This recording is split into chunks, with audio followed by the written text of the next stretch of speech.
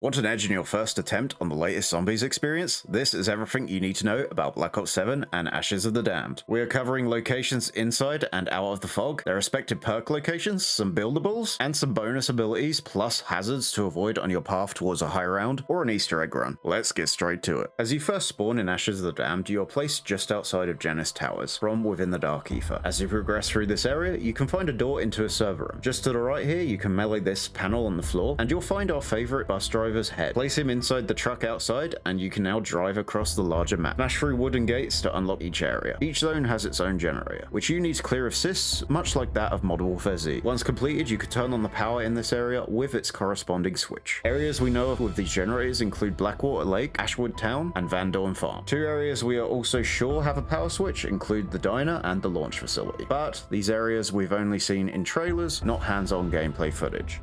I will quickly cover each perk location and our wonder vehicle. Quick Revive is located just by Janus Towers. Juggernog is in Ashwood Town, along with Voltrade and Double Tap. Speed Cola is by Blackwater Lake, while Stamina and Depth Perception are both within Van Dorn Farm. Wisp Tea from the trailer we believe is in the launch facility, and Elemental Pop is in the diner. As far as we know, Deadshot and Melee Macchiato are all within the Wunderfizz machine. Moving on to Old Tessie before we talk about that. Old Tessie is the upgradable wonder vehicle within the map. This is your central hub, and after the generator is active in Ashwood, you can craft a pack punch onto the exhaust of this vehicle. This allows your squad to upgrade your weapons from the central vehicle as they move around the map, placing your upgrade literally anywhere you'd like. Other upgrades to Old Tessie include the Wunder Turret and the Abomination Head. As areas were locked off during the playtest, we currently don't know where to obtain these. Let's talk about some mechanics around this vehicle. Old Tessie allows you to traverse the map, opening wooden gates by smashing into them. It's your way of traversing the fog with low risk. Saying that, if you're not careful, this won't be enough to save you. Ravagers can jump on the vehicle, dealing low damage, and if you drive onto red or orange spores, they will explode, dealing high damage to Old Tessie. Not all spores are bad. Green ones heal the vehicle and provide some essence or salvage to the player. If the vehicle is disabled, it will thankfully heal over time, and has a passive healing ability, which is faster when it's based in the garage. Let's discuss the new mechanics around the Wunderfizz. Wunderfizz no longer appears on round 25. It's fully based off player purchase in game, which scales depending on how many survivors are on the map. The logic is 3 + 1 for every player, meaning in solo, once you have 4 perks acquired, the Wunderfizz spawns in. With 2 players, it'll be 5 perks. With 3 players, it'll be 6 perks. And with 4 players, it'll be 7 perks. This machine spawns at Janus Towers once the perk count is reached. Moving on to some more mechanic changes, the point system has been innovated once again, with melee critical kills being the most optimal solution to point building, providing a whopping 150 essence per zombie. Melee in general also works differently in Black Ops 7. Standard melee is still a thing, but now with the aim button for your gun, while wielding the melee weapon, you can wind up a melee attack, dealing bonus damage to your targets. On top of that, melee like Black Ops 6 with this button also does more damage without wind up after the first pack punch. Melee was always viable, but now this is optimal once again, for point efficiency and creating new strategies for veterans and speedrunners alike. Another new mechanic is that free perks from a specific quest, Scobblegum, and general gameplay no longer stack the price on the new perk machine. Meaning, hey, if you get a free perk, the first one still costs 2,500 without adding the extra 500 essence, as it would have costed in Black Ops 6 before. On top of that, Perk-a-Colas are now a basic drop within the map. They are rare, but you can get Perk-a-Cola drops on zombies for free. Another small change in Black Ops 7 is that brain-rot zombies and Wisp's Tea spirits no longer will kill the last zombie in the round. This is great for Easter egg runs, allowing your team to keep a zombie, to look around the map more closely, or just get reset up after a down or two. Salvage drops are more rare, and costs are higher for weapon upgrades. This is to increase player interaction with the map, incentivizing the player to roll the box, or grab a wall weapon to increase the rarity of your kit faster. Wall weapons have also reverted to the more classic style. When purchased, they can be revisited for ammo at a cheaper price. As it stands, you have to purchase the wall weapon first before you can purchase the ammo. This means if you got that gun from the box, you will need to buy another version of that gun to grab the ammo for it. Another overall change in Black Ops 7 is mobility. Tactical sprint has been completely removed. Outside of augments, the player is now at full sprint in any direction. Also, wall jumps are now available to the player, allowing them to traverse in a new way, using the map to their advantage to survive the hordes, especially if they're trapped in a corner. The final big change is each upgradable aspect of the player, like loadout, field upgrade, ammo mods, and perk at max level, can hold 2 minor augments and 1 major augment. Many of these play off the new mobility mechanics, even breaking their rules. For more information, subscribe to catch my upcoming VOD, where I cover each augment and combinations in full depth. Thank you for watching.